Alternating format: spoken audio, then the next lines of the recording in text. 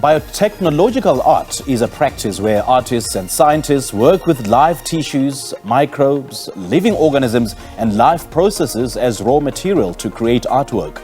Now, this is the first exhibition of bio-art to be held in South Africa and on the African continent. This exhibition is currently on at the FADA Gallery at the University of Johannesburg and runs until the 17th of August.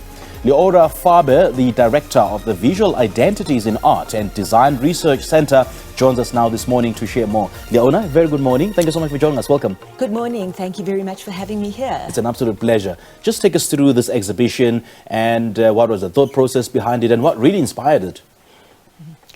Well, I've been working as an artist. I've been working with a scientist at University of Johannesburg for some time. He's a microbiologist, Professor Tobias Barnard.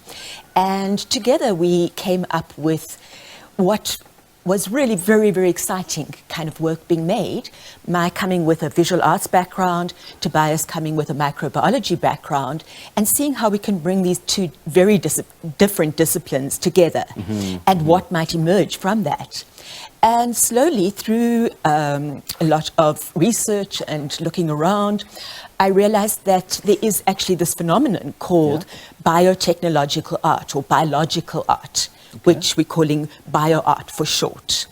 And I started researching, what is this? It's a field or it's a genre, a way of making art that is quite established, in fact, internationally. Really? Internationally, yes. Mostly in the UK, in Australia, in Europe. But really quite unknown in South Africa. And as I started to find out more, unknown across the continent. So this sparked our interest, and we felt we would like to see how this could be developed in South Africa, considering that it was such a new phenomenon, but also developed in a very specific way that is relevant to this particular context in Southern Africa, as opposed to just looking to the north and seeing what artists and scientists have done in the global north. So it's quite important that we're introducing this, but in a very particular way, that we have to find out what does this mean for a South African context. And just considering the fact that, some people may start questioning the nexus between science and art. And having said that, then, Leora, are the artists or have they gone some sort of scientific training before embarking on this exhibition? Some of the artists that we have on the exhibition have gone through scientific training and also other kinds of training. Some are engineers, some have done art training and engineering or art and microbiology, but others are actually simply artists who have chosen to work with materials that are live or what we call living/non-living, which is those organisms that are kind of in between. They're not quite alive. We don't know, There's a criteria, a whole list of characteristics that define what is a living being and what is a non-living being. And some sit between the middle, right? So, in other words, a microbe like bacteria or a virus is neither living nor non-living. So we call it living/non-living. And then, yes, others are experimenting, really. And that's really, I think, where the excitement of all of this lies. Now, Leora, tell me something. Are there any dangers that could come from errors or mistakes or, some of the fringe activities that occur as they are installing the artworks? Are there any dangers if anything could go wrong? Possibly? Yes, certainly. It depends on what level of biosafety you are working at. So there's different levels. There's PC1, which is non-pathogenic bacteria that we are working with. So, in fact, the dangers are quite minimal.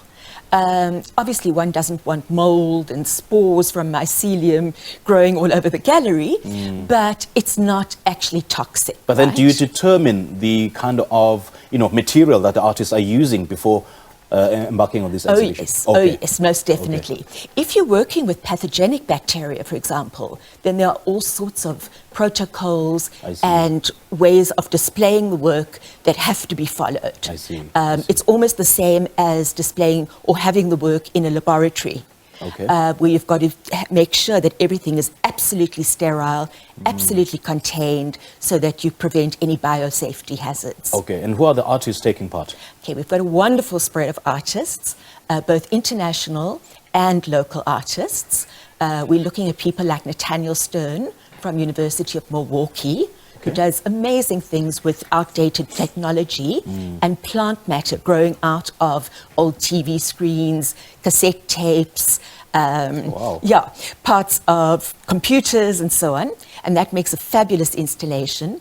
And I think the top work on the show for me is my colleague Tobias Barnard's work, where he has actually cast hands out of the material that they use in Petri dishes called agar, which bacteria grow on. And this is quite a first. Not many people actually cast with that material. Right. Yeah. Right. And then he has taken bacteria from everyday surfaces like dishcloths, railings, lift buttons, things that we just touch every single day without even thinking what might be on. You know, what the little things that we can't see, those invisible little microbes. But in as much as we're talking art and science here, but what's the story being told through this body of work? A lot of it has to do with breaking down a barrier between thinking of microbes as being dangerous and hostile and our enemy. And of course, a lot of that has come through COVID, where we've been, drilled into the language of warfare with microbes. Right. And what we're trying to do is show that there can be a much more synergistic relationship between human beings and the living world around us. So it's not necessarily a relationship of trying to control nature. All right. Unfortunately, we are out of time, but I must say that this exhibition will spark so much curiosity about that nexus between science and art. Absolutely beautiful and quite interesting. Thank you so much for joining us. Thank you very much.